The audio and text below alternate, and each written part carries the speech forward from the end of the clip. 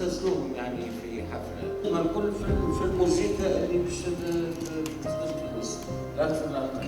أول حاجة ساعة أنا فرحت ياسر بالنسبة للعرض الفنان قدير لطفي بوشنان تتويج 50 سنة مسيرة، واحنا نعرفوا كرمه الفنان كان بعد عمره طويل معناها بعد ما يتوفى.